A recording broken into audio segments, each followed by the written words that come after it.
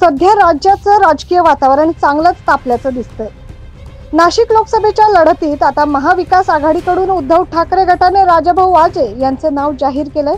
माजी आमदार राजाभाऊ वाजे यांना ठाकरे गटाकडून नाशिक लोकसभेची उमेदवारी जाहीर झाल्यानंतर शिवसेना उद्धव ठाकरे गटाकडून लोकसभेसाठी इच्छुक असलेले विजय करंजकर यांनी पत्रकार परिषद घेत नाराजी व्यक्त केली।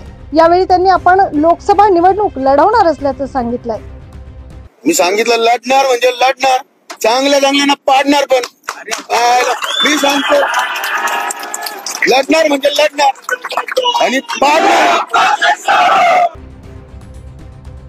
नाशिक लोकसभा मतदारसंघात महाविकास आघाडीकडून माजी आमदार राजाभाऊ वाजे यांना लोकसभेची उमेदवारी जाहीर झाल्यानंतर राजाभाऊ वाजे समर्थकांकडून नाशिकच्या शिवसेना कार्यालयात जल्लोष साजरा करण्यात आला। यावेळी राजाभाऊ वाजे यांनी माध्यमांशी संवाद साधताना शिवसेना ठाकरे गटाचे प्रमुख उद्धव ठाकरे यांचे आभार मानले। तसेच विजय करंजकर आणि मी 12-13 वर्षांपासून एकत्र काम करतो, यावर त्यांची मी भेट घेणार असल्याचं देखील वाजे यांनी सांगितलंय। मला त्याच्याबद्दल मी काही बोलू शकणार नाही, मी सांगू शकणार।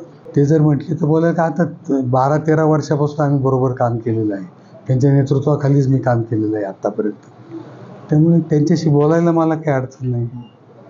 आणि मागील महिना जेव्हा आम्ही फिरत होतो तेव्हा संभाव्य उमेदवार ते होते, तर त्यांचा मी प्रचार करत होतो। अचानक तुमचं का नाव समोर?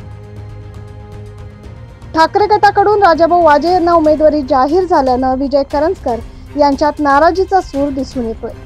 त्यामुळे विजय करंजकर यांची पुढील भूमिका काय असणार याकडे सर्वांचंच लक्ष लागून आहे।